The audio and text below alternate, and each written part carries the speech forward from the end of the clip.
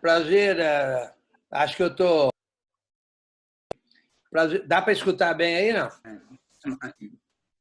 Muito bem.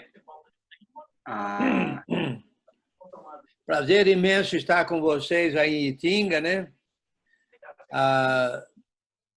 Que pelo menos online, né? Mas muito bom, é ótimo, né? Que a gente consegue estar em contato com irmãos de várias partes do Brasil. Vocês sabem que eu, na verdade, agora não estou nem no Brasil, né? Hoje. Quer dizer, já há alguns meses que eu não estou aí no Brasil, mas graças a Deus a gente consegue estar presente, pelo menos online, né?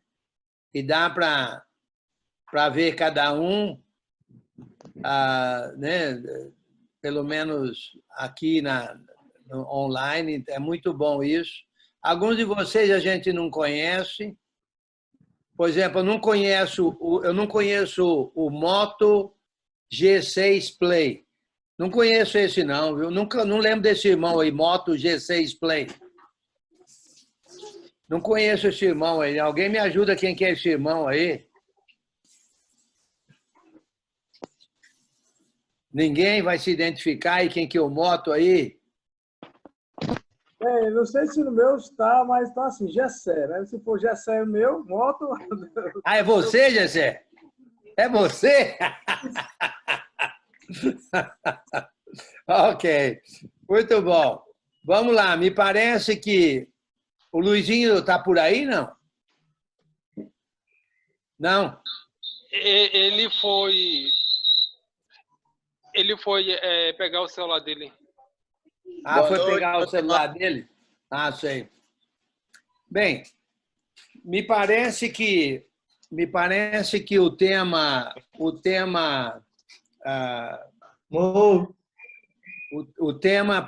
para mim hoje é o tema de...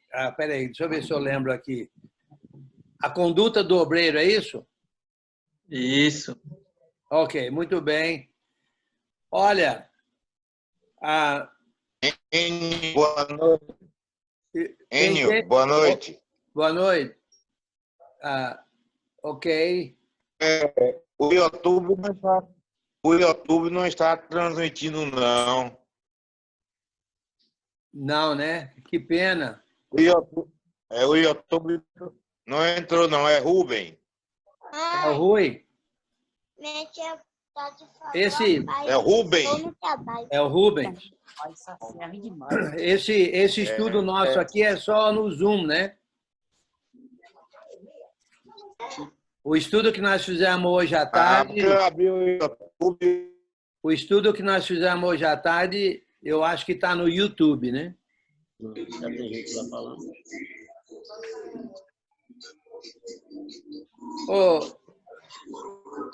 Quem que é esse irmão aí?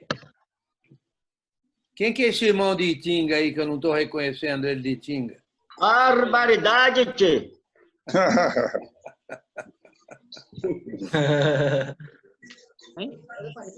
Ok. Muito bem. Olha, sem dúvida alguma, a conduta do obreiro, para começar, parece que eu vou pregar amanhã, não é? Ou ensinar amanhã também, eu creio, né? Amanhã é Aracaju, é isso aí, Luizinho? Aracaju. Amanhã é Aracaju, às Ok. 19h30. 19h30, deixa eu pensar. 19h30 é 17h30 aqui. É 5h30. E eu tenho um estudo que termina exatamente 5h30. Então vai dar certo. Vai. E a mensagem é a conduta cristã. Ok. Olha, deixa eu dizer, talvez eu até repita o mesmo estudo amanhã pelo seguinte. Ótimo. A conduta, a palavra obreiro é uma palavra, olha, eu acho... Deixa eu dar uma checadinha aqui. Espera aí, deixa eu dar uma checadinha aqui. Obreiro. Ok, aquele que é cooperador obreiro, como obreiro que não tem que se vergonhar, ok. De uma maneira geral, o obreiro, eu só vejo duas passagens no Novo Testamento que fala de obreiro, a palavra obreiro. E as duas, uma se refere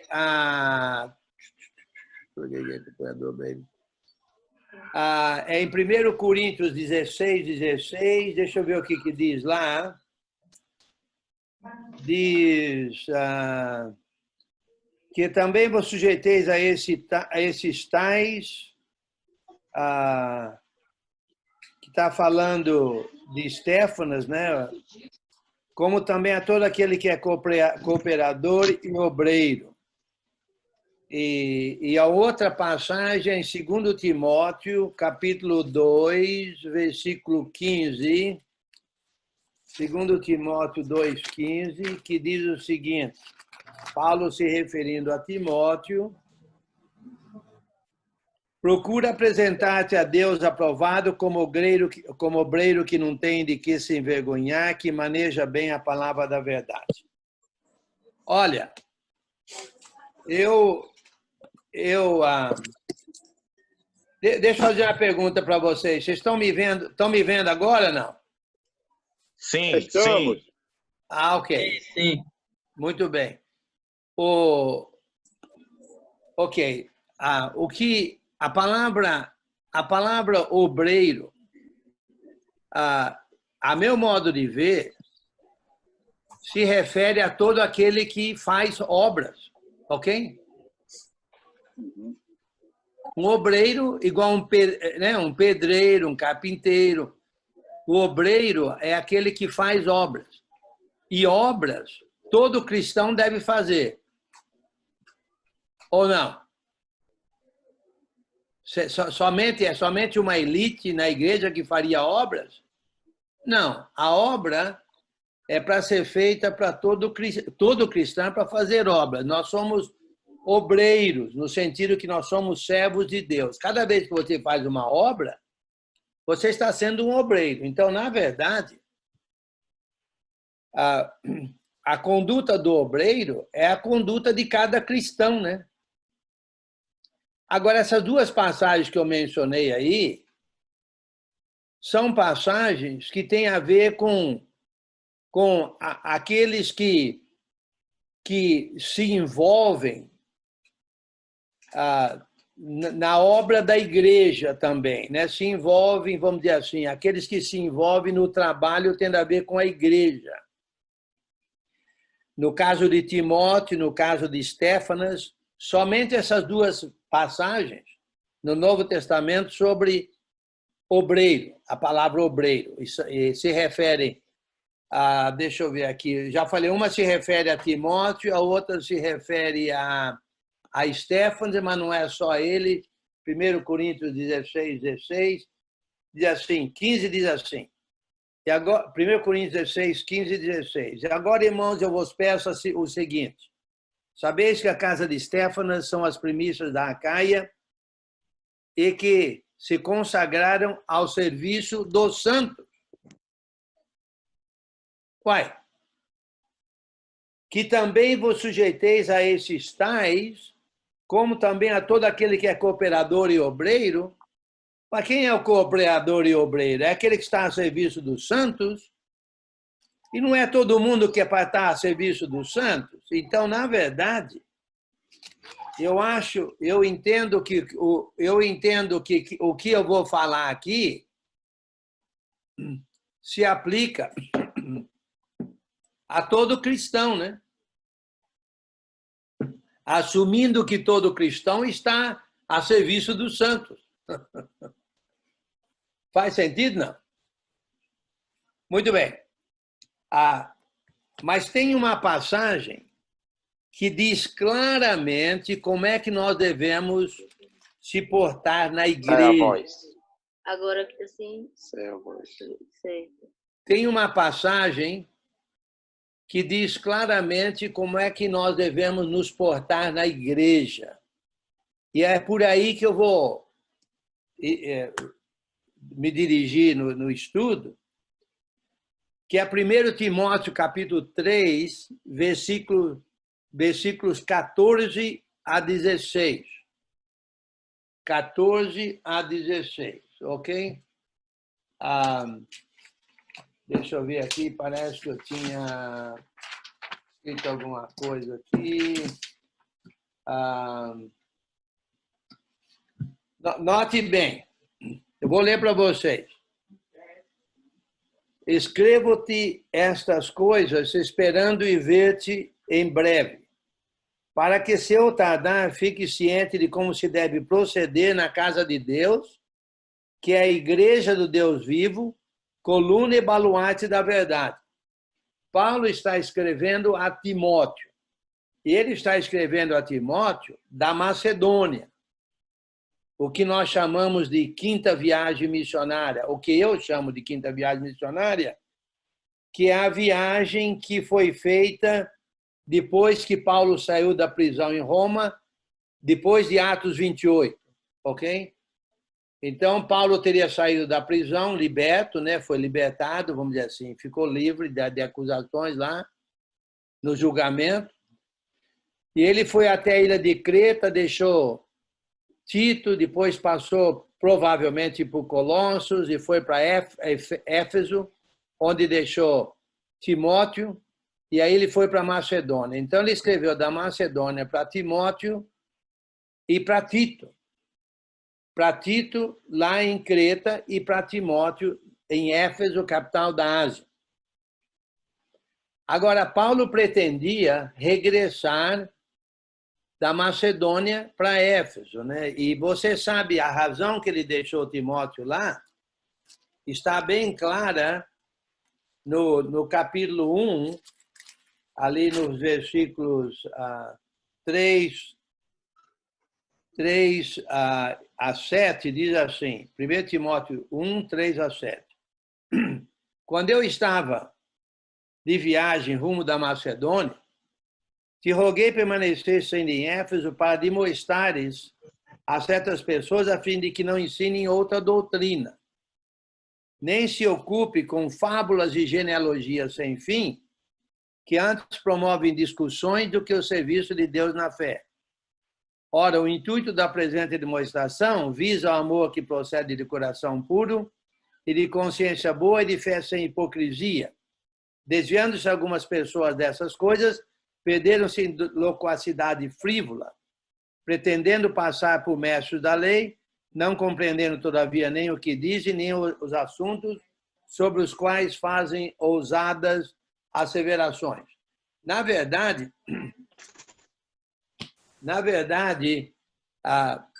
o que estava acontecendo lá é que alguns, provavelmente judeus ou judaizantes, né, estavam querendo discutir muito sobre a lei de Moisés, sobre genealogias, sobre o fato que eles já são descendentes de Abraão, etc., etc. Em outras palavras, até mesmo tentando convencer cristãos gentios a seguirem a lei de Moisés. Agora, essa discussão não levava ao serviço de Deus na fé, mas porque era discussão. Era muita conversa, muito blá, blá, blá. Eu chamo de a doutrina do blá, blá, blá. É o intelectualismo, é a briga por palavras, é a briga por causa da vírgula onde é que está, da vírgula onde é que não está, e por causa de muita confusão, muita conversa e pouca ação, pouca obra, pouco serviço de Deus na fé.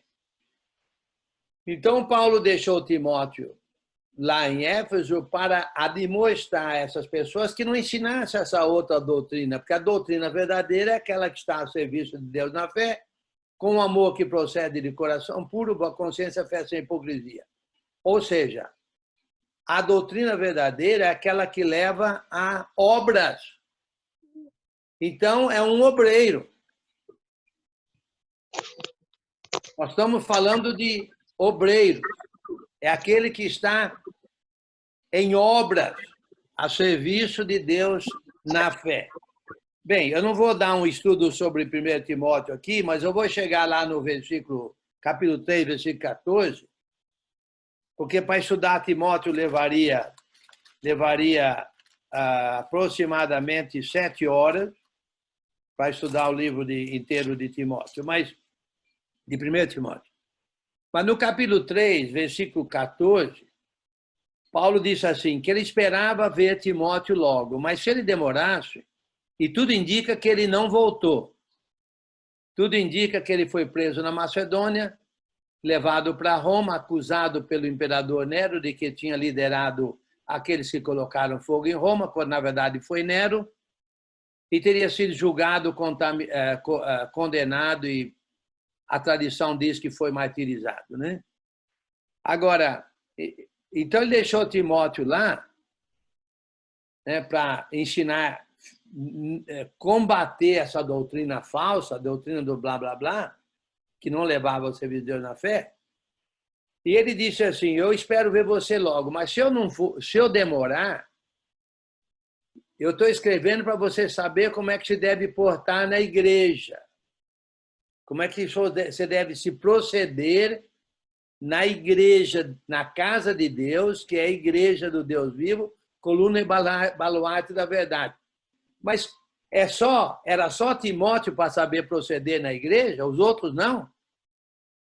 Então, a meu modo de ver, é para todo mundo saber como se proceder na igreja. Assumindo, aqui é uma outra história, não vou entrar nisso agora. Assumindo que igreja é composta dos discípulos de Jesus e os discípulos de Jesus estão a serviço uns dos outros. Então, na verdade, todos os discípulos de Jesus são obreiros, os discípulos verdadeiros de Jesus são obreiros. Então, é para saber como é que ele deve se proceder na igreja. E ele vai explicar como é que é esse procedimento. Esse procedimento, ele diz assim, no versículo 16. Evidentemente, grande é o mistério da piedade. Aquele que foi manifestado na carne, foi justificado em espírito, contemplado por anjos, pregado entre os gentios, crido no mundo, recebido na glória. Quem é esse? Quem é esse? Jesus. Jesus, muito bem. Quando você vai falar alguma coisa, você desliga o telefone aí, o microfone, e pode falar. É Jesus. Mas não está dizendo no versículo 16, evidentemente, grande é o mistério da piedade? Então, Jesus é a personificação da piedade. Quer saber o que é ser piedoso? É ser como Jesus. Quer saber como é que se deve se portar, se proceder na igreja? Como Jesus se procederia na igreja. E aí? Por exemplo, se Jesus estivesse pregando, ele acusaria irmãos, assim, falando mal. Se Jesus fosse membro da igreja onde você mora, ele seria maledicente, maldizente, né? Maledicente, acho que é tudo a mesma coisa aí. Será que ele ofenderia o irmão? Será que ele brigaria com o irmão? Será que ele queria impor a doutrina dele na igreja? Será que ele agiria como se fosse chefe da igreja? Dono da igreja? Ele é o dono, mas ele agiria de uma maneira tentando impor aos membros? Ou ele tentaria piedosamente levar os membros da igreja a segui-lo? Agora, deixa eu explicar para vocês como é que eu entendo piedade. Eu entendo no versículo 16 que Jesus é personificação da piedade. Mas o que é a piedade? Muita gente pensa que piedade é ter dó de alguém. Ah, eu tenho dó daquele mendigo, então eu dou 50 centavos para ele. Piedade não é isso, não. Piedade, a meu modo de ver, eu vou dar para vocês eu vou explicar para vocês como eu entendo o que é piedade, ok?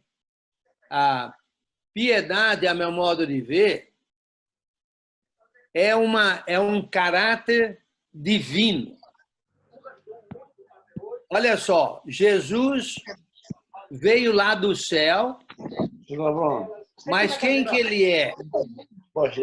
Eu não, você é de homem. Pode abrir aí, Carlos. Eu queria ficar no canto separado. Aí, tá. Está acontecendo alguma coisa aí? Me desligaram, agora eu liguei de novo aí.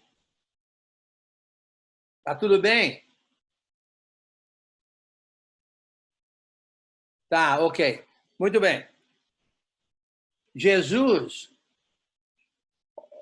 aquele que foi manifestado na carne, Jesus veio do céu, mas quem que é ele? Ele não é o Filho de Deus? Na verdade, há várias maneiras de dizer quem é Jesus, né? Em Mateus, por exemplo, ele é Emanuel, ou seja, Deus conosco. Mas, independentemente de como a gente definiria Jesus, uma coisa é certa: ele veio, ele é filho de Deus, ele é da natureza divina. Ele é da natureza de Deus. Aliás, como eu disse, ele, de acordo com Mateus, ele é Emanuel, Deus conosco. Deus em carne, Deus em forma humana. Agora, se nós somos também filhos de Deus, através de Jesus Cristo, nós também devemos ter um caráter divino, uma filiação em natureza, uma natureza divina. Devemos ser filho de peixe, peixinho é. Então, nós sendo filhos de Deus, nós devemos ser como Deus aqui na Terra, ou seja, como Jesus. Então, o piedoso é aquele que tem um caráter divino. Então, sendo um obreiro, que todos nós devemos ser, como é que a gente faria a obra?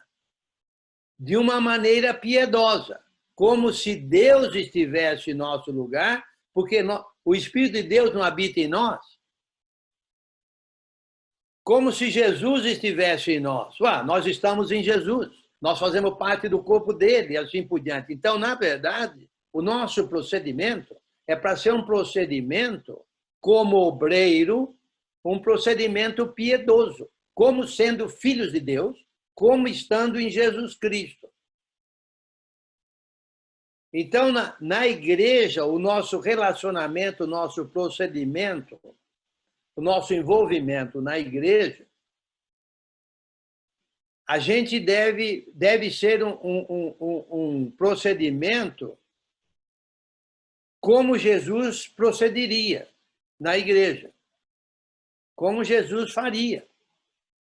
Então, você fazendo uma obra, trabalhando na igreja, fazendo a obra na qual você tem talento na igreja, né? Nós usamos os talentos que a gente tem, e o fruto do Espírito, etc. A gente deve agir de uma maneira piedosa. O proceder do obreiro é para ser um proceder piedoso. Faz sentido, não? Alguma pergunta sobre isso? Professor, a palavra piedade pode ser, então, entendida como devoção ou espiritualidade, apego ao Senhor? Olha, eu acho que o piedoso seria isso, mas, a meu modo de ver, deixa eu explicar de novo aqui, ou como eu vejo. Olha só, o filho de peixe, peixinho é. Então, o peixinho, ele vai agir como o pai dele. Ele vai nadar como o pai dele, ele vai comer como o pai dele, ele é o pai dele em miniatura, vamos dizer assim. Ok. Então, nós somos, sendo filhos de Deus, nós devemos viver em caráter como o caráter de Deus, porque nós somos da natureza divina. Então, naturalmente seríamos espirituais, naturalmente seríamos devotos, naturalmente seríamos obedientes, novamente seríamos, vamos dizer assim, não seríamos maledicentes, nós seríamos trabalhadores, nós seríamos tudo aquilo que Deus faria se ele estivesse aqui na Terra. Nós, como sendo da natureza dele, devemos fazer. Esse é o obreiro. E esse é o procedimento piedoso. Muito bom. Muito bem.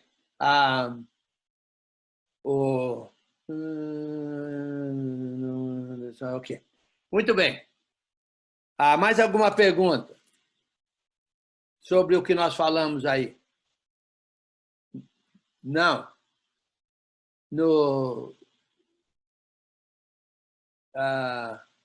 Ok, muito bem. Estou vendo aqui no chat aqui para ver se tem alguma coisa aqui, não tem. No capítulo 4, então, do capítulo 4 em diante, vamos dizer, é como faz parte do procedimento piedoso. Aliás, se você for, não vai dar tempo de fazer isso, mas talvez uma outra vez. Mas o livro de Tito é exatamente sobre piedade, mas não da parte de Tito, da parte dos cretenses, dos irmãos. Ok, vamos lá. No capítulo 4, então, o Paulo diz assim: ora, o Espírito afirma que nos últimos tempos alguns apostatarão da fé por obedecerem a espíritos enganadores e ensinos de demônios. Pela hipocrisia dos que falam mentiras e que têm cauterizado a própria consciência, que proíbem o casamento e exigem abstinência de alimentos que Deus criou para serem recebidos com ações de graças pelos fiéis e por quantos conhecem plenamente a verdade. Pois tudo que Deus criou é bom, recebido com ações de graça, nada recusável, porque pela palavra de Deus e pela oração é santificado. Ok. Então, olha só. Aí, nessa passagem do capítulo 4, está dizendo que nos últimos tempos, alguns apostatarão da fé.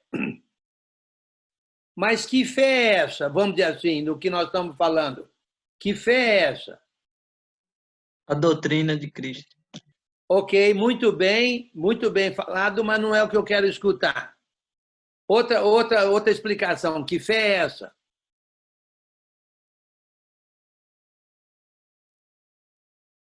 Seria a fé piedosa?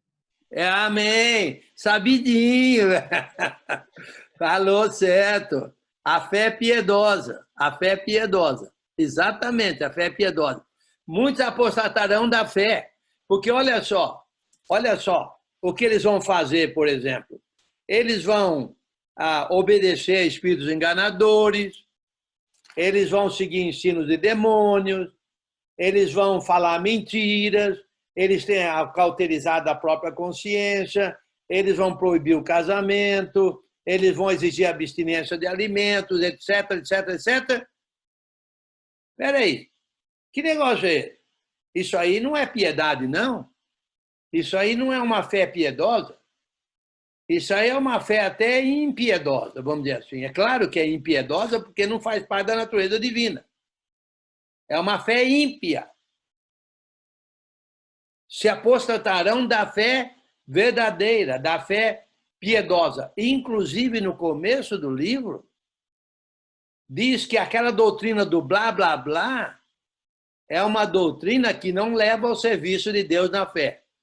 Você acha que essa doutrina aqui, do capítulo 4, do 1 ao 5, leva ao serviço de Deus na fé? De jeito nenhum. Isso aí é só conversa. Isso aí é só... Não, isso não quer dizer que se você não quer, acha que não deve comer o alimento, não coma. Entendeu? Mas aqui está dizendo de um ensino, de uma apostasia, de um desvio da verdade ensinado, uma doutrina desviada. Ok? Porque você pode não comer esse tipo de alimento e outro pode comer o mesmo tipo de aquele tipo de alimento que você não come. Não tem problema aí. Mas a fé, essa doutrina, nessa fé aí é uma doutrina apóstata. Não que você seria um apóstata porque você acha que não deve comer carne de porco, por exemplo. Não é isso, não. Você individualmente você pode achar que não deve comer, daqui um ano você pode achar que deve comer, tudo bem. Mas eu estou dizendo da doutrina, de uma doutrina sendo ensinada, de uma doutrina apóstata, de uma doutrina que não tem a ver com a fé piedosa. Não sei se está fazendo sentido ou não. Mas é uma apostasia. Esse caráter aqui é um caráter não piedoso, é um caráter ímpio. Não tem a ver com ser da natureza divina. E isso acontece muito pelo mundo religioso, mas demais. Demais. Tem gente que quer brigar pela doutrina, tem gente que quer defender um ponto da doutrina como se ele tivesse descoberto a América, e vamos dizer assim, só ele acha que é daquele jeito, impõe a doutrina dele. Não é por aí, não, né? Muito bem, faz sentido, não? Alguma Make pergunta, sense. não? Nenhuma pergunta? Não. Vamos ver lá. No versículo 6. Expondo estas coisas aos irmãos, serás bom ministro de Cristo Jesus. Que coisas são essas? Bem, tudo que vem antes, né, no livro, mas principalmente o procedimento piedoso. Principalmente o procedimento piedoso. Olha só, expondo essas coisas aos irmãos, serás bom ministro de Cristo Jesus, alimentado com as palavras da fé e da boa doutrina que tem seguido. Então, olha só, alimentado com as palavras da fé e da boa doutrina que tem seguido. Deixa eu fazer um comentáriozinho aqui que eu acho que é. Palavras da fé. Ok? Muito bem. Mas tem que ter uma boa doutrina com as palavras da fé. As palavras da fé são as palavras de Jesus Cristo. Mas se você não tiver uma boa doutrina com relação às palavras de Jesus Cristo, e qual é a boa doutrina? Aquela que leva ao serviço de Deus na fé, que é o amor que procede de coração puro, boa consciência e fé sem hipocrisia. Se você tem as palavras de Cristo, mas não tem essa doutrina, aí você não está sendo alimentado, certo? E você não está sendo um bom ministro de Cristo Jesus, porque você não estaria expondo corretamente aos irmãos. Versículo 6. Então, precisamos tomar cuidado com as palavras da fé, certo? Preste bem atenção. Não é o conhecimento que você tem. Deixa eu ver como é que eu falo isso para não deixar ninguém capuga atrás da orelha. Eu arrepiado aí. Eu entendo assim. O conhecimento, que são as palavras da fé, só tem valor se você amar com as palavras da fé. Faz sentido? Não. Deixa eu mostrar uma passagem que fala sobre isso. E eu tenho só uns 12 minutos. Mas 1 Coríntios, capítulo 8, diz assim. 1 Coríntios 8. No que se refere às coisas sacrificadas a ídolos, reconhecemos que todos somos senhores do saber. Olha o que tem senhores do saber aí espalhado por todo lugar aí. Tem para dar e vender. Senhores do saber. Ok. Olha só, logo em seguida. O saber ensoberbece. O saber ensoberbece. O conhecimento ensoberbece. Se você sabe, você é metido, ensoberbecido, arrogante. Mas tem uma saída para isso aí. Tem uma saída. Olha só. O saber ensoberbece, mas o amor edifica. O que é que o amor tem a ver com o conhecimento? O amor é o conhecimento em prática. Se você não coloca em prática, você é metido e arrogante. Se você coloca em prática, você está amando. Você está no caráter divino. Está sendo piedoso. Olha no versículo 2. Se alguém julga saber alguma coisa, que é praticamente todo mundo, se alguém julga saber alguma coisa, com efeito não aprendeu ainda como convém saber. Se você acha que você sabe, você não sabe. Por quê? Porque o que vale é o que a gente ama. O que vale é o amor baseado no conhecimento. Vamos supor que você tenha um nível de conhecimento 100%, vai. Nas palavras da fé. Qualquer palavra da fé, vamos dizer assim, de Cristo, qualquer assunto. Mas você somente aplica, usa, ama 20% daquele conhecimento que você tem. 80% não valeu nada para você. Só deixou você arrogante e metido. O que vale é os 20% que você colocou em obra. O obreiro piedoso. Não sei se está fazendo sentido ou não. Preste bem atenção.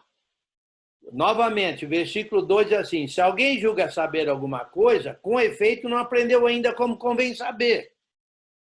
Porque o objetivo não é a gente saber, o objetivo é a gente amar. E você ama com o conhecimento. Você não pode amar sem conhecimento. Somente tem valor o conhecimento que você usou para amar. O conhecimento que você não usa para amar não tem valor. E olha no versículo 3. Mas se alguém ama a Deus, esse é conhecido por ele. Então, qual o conhecimento que nós temos de Deus? Ou qual o conhecimento que nós temos de Deus? É o conhecimento que a gente usa para amar.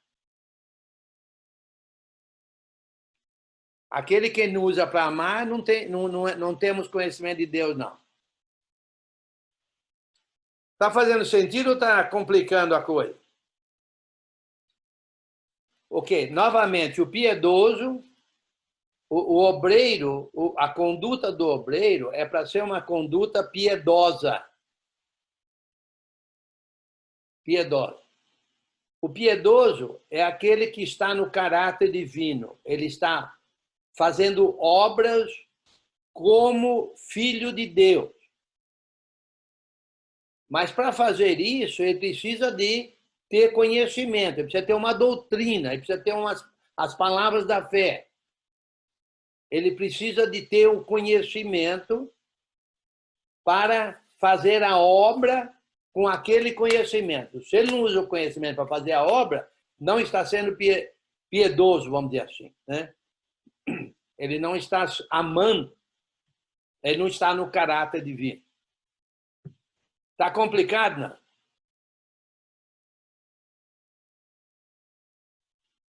Não. Posso comentar, Enio? Pode. Augusto. Quem que é? Concordo genuinamente, glória a Deus. Você realmente falou o que eu creio que é assim mesmo. Eu, inclusive, já falei em outros momentos, que, no geral, nós temos um conhecimento muito grande. Fecha aí, mamãe, por favor. E nós aprendemos desde criança. E presenciamos tantos estudos repetidos da Bíblia. E o que aplicamos? Do que serve todo esse conhecimento se a gente não aplica? Esse conhecimento tem que ser investido em amor, em obras de que favoreça a sociedade da igreja, né? No mundo se diz a sociedade, a pessoa se torna útil para a sociedade. Na igreja, a pessoa tem que ser útil para a igreja. Então, é realmente isso mesmo. Do que vale tantos e tantos conhecimentos? Conhece a Bíblia de cor e salteado. Sim. Muito bem, falou bonito, falou certo. Olha, não é errado estudar, ok? Não é errado estudar, mas a gente estuda para aprender como amar mais. Entendeu? Por isso que a gente quer aprender mais, para poder amar mais. Esse é o verdadeiro, esse é o piedoso, esse é o obreiro verdadeiro. Ele aprende mais para amar mais, assim todo cristão. Eu sei de uma igreja aí que ela não é nem aí no Brasil. Eu sei de uma igreja que ficava estudando como fazer evangelismo. Aí ficava 2 anos estudando. Aí o pregador ia embora, vinha outro, vamos estudar de novo como fazer evangelismo. Ficava estudando como fazer evangelismo e nunca fazia evangelismo. Então, na verdade, o ponto-chave é o quanto a gente ama. Novamente, olha só Jesus ali no capítulo 3, versículo 16. Ele foi manifestado na carne. Por que ele foi manifestado na carne? Para salvar a humanidade. Certo? Ele, por causa do amor dele, foi manifestado em carne. Ele foi justificado em espírito. Quer dizer, tudo que ele fez foi pelo Espírito de Deus. A justiça pelo Espírito, tendo a ver com o Espírito, né? O Espírito de Deus. Ele foi contemplado por anjos, quer dizer, os anjos acho que nunca entenderam o que é que Jesus fez aqui na Terra, né? Porque os anjos nunca foram humanos e Jesus foi humano. Diz em Hebreus que ele era superior aos anjos, se fez inferior aos anjos e voltou a ser superior aos anjos. Então, a parte humana aqui, a parte inferior aos anjos. Ele foi pregado entre os gentios, certo? Ele veio para fazer isso, salvar. Foi crido no mundo. É claro que ele não veio aqui só para passear aqui na Terra. Ele veio aqui para fazer uma obra, um obreiro. E ele teve uma conduta de um obreiro, uma conduta piedosa. E ele foi recebido na glória. Ele fez todo o trabalho, e porque ele fez todo o trabalho, ele foi para o céu. Então, na verdade, o Jesus aqui ele veio fazer um trabalho, uma obra, e ele fez a obra e voltou para o céu. Então, na verdade, nós, obreiros, quer dizer, a meu modo de ver, todos os cristãos devem aprender que nós devemos ter uma conduta piedosa na igreja. Tratar o irmão de uma maneira amorosa, de uma maneira fraternal, né? Tratar a esposa de uma maneira mansa, de uma maneira não irritante, E assim por diante, né? E assim por diante. Quando pregar, tenta pregar naturalmente o mais correto possível na verdade, né? Dentro da verdade, tentar salvar o pecador e assim por diante, o perdido, ir atrás de um irmão infiel, de um irmão vacilante e assim por diante. Nós precisamos aprender a viver de uma maneira piedosa. Bem, eu preciso ir terminando aqui. Alguém tem alguma pergunta ou comentário final? É uma pena que o tempo é curto, mas o Luizinho falou que era 45 minutos. Então, Enio, ele falou isso, eu aceitei, porque eu podia encaixar agora. Enio, Oi, fala. ó, rapidamente, para não tomar o tempo de todos. Eu acredito que uma das coisas que talvez seja importante a gente observar é que quando se trata dessa conduta piedosa e que o amor é o conhecimento colocado em prática, que é bom estarmos preparados para as circunstâncias adversas, porque às vezes nós queremos amar, mas de uma forma previsível. E o amor, ele, poeticamente falando, pode ser até uma coisa linda, mas ele, na prática, é uma coisa extremamente difícil. Então, amar a quem? Amar sobre quais circunstâncias? Então, é muito fácil amar um irmão que está do seu lado e que lhe é agradável. É muito fácil amar um irmão que nunca te decepcionou. Mas a gente precisa estar preparado para amar em circunstâncias e a pessoas que são duras e difíceis. Aí se coloca o conhecimento em prática. Muito bem. Duas palavras para resumir o que você falou. Você falou muito bem, eu concordo 100%, você está certo. Mas duas palavras que resumem o que você falou quatro palavras, uma sentença. O amor é incondicional. Faz sentido, não? Porque não há condição. Como você falou, se eu vou amar aquele que é bonzinho para mim, aí já é condicional. Então, eu vou amar eu digo, o cristão deve amar todo mundo incondicionalmente. Você falou certo, eu resumi para você aí. Mais alguém? Ok. Eu cheguei. Oi. Espera aí, tem aqui um baiano aí, que disse que serviu café, não sei o quê. Um baiano. Cadê a cara do baiano? Eu não estou vendo ele aí, não. Onde é que ele está que ele não aparece? Baiano de onde? Não sei não, Valdivino. Você não é baiano, não. Você é paraibano, velho. O melhor café que você bebia, quem lhe servia era eu. O baiano aí, ó. Oxi! E aí? Não precisa levantar. Muito bem. Mais alguma coisa aí? Mais alguém aqui falou alguma coisa, não? Oi, Enio. Oi. Valdizan. Quem que é? Quem que é você? Valdizan. Valdizan. Lembra, rapaz, ainda bem que você falou, porque tá difícil de eu reconhecer você. Você virou gaúcho, rapaz. Você virou gaúcho. Ô, Enio, em poucas palavras, o Amado falou ainda agora sobre esse amor aí, que você falou incondicional.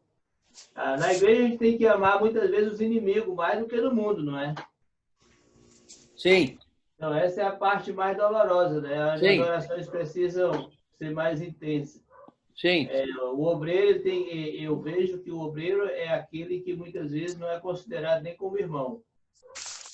Em muitos casos, ele é o trabalhador da igreja. Nesses pontos, a presença desse amor prático que faz, então, é obrigatório, né, para nós, né? Então, talvez para aqueles que estão começando no ministério, que estão ansiosos para começar a trabalhar assim, comece a trabalhar bastante a sua intimidade com Deus.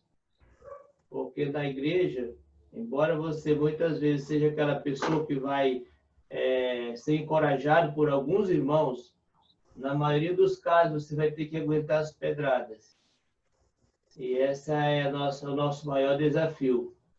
Eu não escutei tudo direitinho, mas, de fato, precisamos amar todo mundo. É um desafio muito grande mesmo na igreja, amar o inimigo, amar aquele que ataca a gente, aquele que se opõe a gente, porque o pregador, o obreiro, todo obreiro vai ter oposição de uma maneira ou outra, né?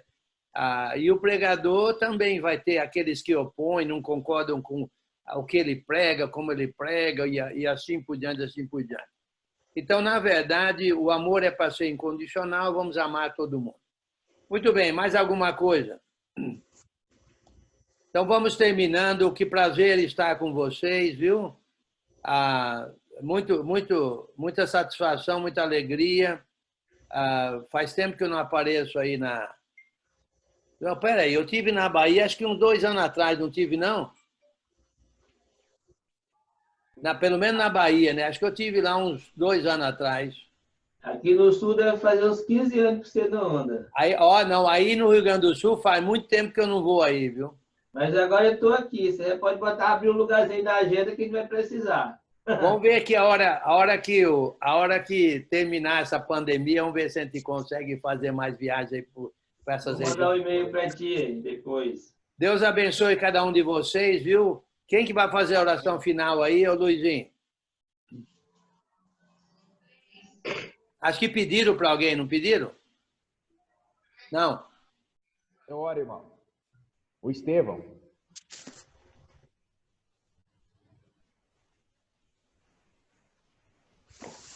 Pode orar, Estevão. Oremos, irmãos. Senhor, nosso Deus, nosso Pai, agradecemos por hoje estarmos aqui em comunhão, Senhor, para aprender a Tua palavra. Que colocamos em prática, Senhor, que o Senhor abençoe o nosso irmão Enio, que trouxe, Pai, esse estudo maravilhoso, Senhor. Que o Senhor, Pai, esteja conosco, Pai. E que o Senhor nos ajude, Senhor. Em nome do nosso Senhor Jesus Cristo, eu te peço agora. Amém. Amém. Muito obrigado. Que Deus abençoe vocês todos, viu? Amém, Enio. Deus abençoe. Até a próxima. Tchau, tchau. Obrigado, Enio. Obrigado, Enio. Obrigado, muito obrigado. Obrigado a todos os irmãos de Tinga. Obrigado aos irmãos de Tinga.